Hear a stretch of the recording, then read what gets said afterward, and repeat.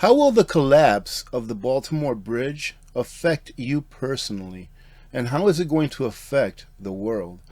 I didn't originally think that it was going to be that big of a deal because the port that was accessed through the now blocked passageway is like the second largest in the country, and I believe the 11th largest in the world, which says a lot. So I just want to take a quick look at this today with you all, ladies and gentlemen, to see exactly what should you be doing. It may be something that we look at and then prepare accordingly. Before we start, however, I want to say thank you very much to the sponsor of this video, Genesis Gold Group, number one. Number two is that we're going to have a live stream this afternoon at 4 p.m. Alaska time, 8 p.m. Eastern time. So be there, ladies and gentlemen, because today during the live stream, we are going to pick the winner of the RO system from Simpure. And if you have not checked out that video where I review the Q3 tankless RO system from Simpure, go check it out. You still have time to enter. Just follow the very simple instructions, join us during today's live stream, and who knows, maybe you'll be lucky and get a $200 and something reverse osmosis system for free shipped to your home. And before we start, ladies and gentlemen, I wanted to show you that gold hit an all-time high again yesterday. Now over here looking at this ticker, let me see if I can stop it. Right here, it's showing that gold is 22.34, and I know that yesterday intraday it hit 22.43, almost getting up to that 22.50 level. Now, I'm not a financial advisor, but if you've been following me for a while, you know that I like to dabble with the gold market and let you all know what I think. I believe that the bull run in gold has started, and it's going to go for the next 10 plus years. Not telling you what to do, it's just telling you what I'm thinking out loud.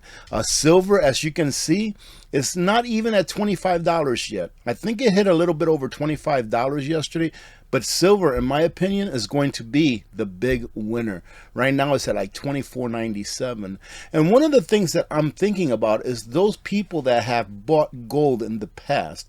Like all of the little bits and pieces of gold that I've bought in the past, I'm actually considering taking some of that and waiting until gold gets a little bit higher and the silver to gold ratio gets a little bit higher. Maybe trading some of that gold in for silver.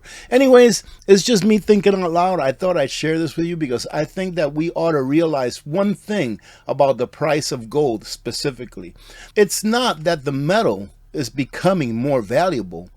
In fact, it's that the dollars in which that metal is denominated in is becoming weaker. And this video is not supposed to get you in a frenzy going and buying all the rice and stuff that you can, ladies and gentlemen. It's just merely trying to allow you to understand that when things like this happen, it doesn't matter how far away from it you live. I think that this bridge collapse is going to have consequences all the way out here in Alaska. What are the things that this may affect? Only because it didn't happen here where I live, is it going to have an impact on my situation. The Baltimore Bridge collapse is going to have an enormous impact on U.S. supply chains. And of course, this is an opinion because no one really, in my opinion, or that I know of, can look into the future. All we can do is work with probabilities. No matter how it was caused, this tragedy is going to have an enormous impact on the U.S. supply chain or supply chains. And I want to go ahead and extend my condolences to, I believe it's the 6 families that lost family members during that tragic event. I'm not sure if you saw it on TV or not, or on video or not, but there were some cars that were just zooming right past that bridge, right up to the last moment. And my understanding is also that there were a couple of police officers that, in my opinion, saved lots of lives by stopping the traffic before it was too late. I can only imagine having to go through something like that, and especially someone having to lose their life in a manner in which they did. And here they continue to say that this is going to be disastrous because not only is that supply route kind of closed right now, and who knows for how long, but we're also having problems with the Red Sea. And there's low water levels in the Panama Canal, at least this time of the year. which is putting an enormous strain on the global supply chain recently. Unfortunately, it's becoming more and more difficult for my channels to be pushed out because of all of these new rules that they're putting out there as far as community guidelines. For example, the video that I put out yesterday, I believe I said one word in there, and I even said, well, because of me saying this word, this video will be demonetized. And guess what? I was right. So if you want to support, let the video play all the way through and give it a thumbs up. If you can let an ad or two run through to at least 30 seconds or so, that is greatly appreciated as well. According to Bloomberg, it appears that the Port of Baltimore will be out of commission indefinitely, they say. The resulting bottleneck could accelerate a shift of goods through West Coast ports. Another crucial question, which other ports have the spare capacity to handle the ro-ro vessels that carry automobiles if Baltimore is closed for an extended period of time? Over 750,000 vehicles came through that port last year alone. And my understanding is that it's not only vehicles, but a whole bunch of stuff, ladies and gentlemen. It's also the largest port by volume for handling farm and construction machinery, as well as agricultural products. So I go again to where maybe you didn't order a John Deere, right? But the farmer that ordered that John Deere and can't get it now for a long time, how is that going to affect their operations, and how is that going to affect the bottom line of the prices that you pay at the store? Retailers like Home Depot, Bob's Furniture, IKEA, and Amazon are just some of the companies that use the port to import goods. Other top imports include sugar and gypsum.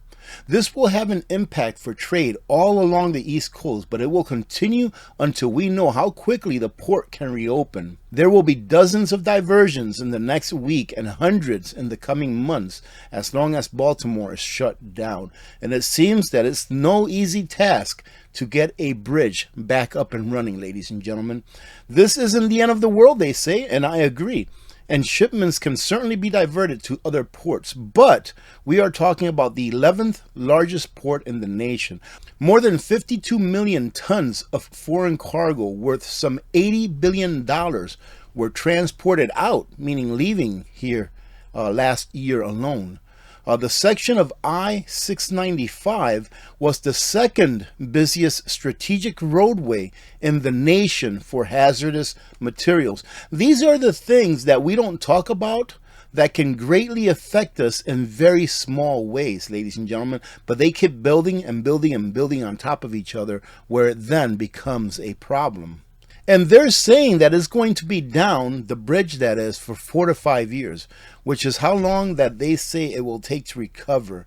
The bridge was built specifically to move hazardous material like fuel, diesel, propane gas, nitrogen, flammable materials, chemicals, and oversized cargo that cannot fit in the tunnels. That supply chain is now crippled. Rebuilding will not be quick or easy or cheap, but we will get it done, says Buttigieg, adding the economic impact of the port shutdown would ripple out beyond the Baltimore metro area. This is an important port for both imports and exports, he says. No matter how quickly the channels can be reopened, we know that it cannot happen overnight, and so we are going to have to manage the impacts. And I love it when people say, AP, you're just fear-mongering. Hey, listen, you can do whatever you want. But it's not me saying all of these things. Baltimore bridge collapse may cost billions, which it's already been said that it will, and it will dramatically disrupt the supply chains. So whether you live in Baltimore, whether you live in the East Coast or West Coast, if you live here in Alaska, take notice, because there may be some things that you're used to getting on a daily basis that will be affected by this, but you just can't connect it. So the best thing to do is to get prepared, stay prepared, then get into a mode where you're just filling in the gaps. That way, if something like this happens, more than likely your life will go on just like it always has. And if it affects the price of A, B, and C, hopefully you can stretch that A, B, and C that you have in your pantry out, and you don't have to pay hyperinflated prices for them. We will go ahead and finish this video off on that note, ladies and gentlemen. Just get prepared, stay prepared. Thank you, Genesis Gold Group, for sponsoring this video. Ladies and gentlemen, remember that at 4 p.m., 8 p.m. Eastern Time, 4 p.m. Alaska time, that is, 8 p.m. Eastern Time, we will be having our live stream. Go check that video out so you can enter to win that RO system. I'm always excited for anyone that wins. However, I always like it to go to someone that really needs it. I remember seeing some of the comments during that video of people saying, I just don't have it in my budget right now. God bless every one of you. God bless America. I'm Alaska Prepper. I'm out.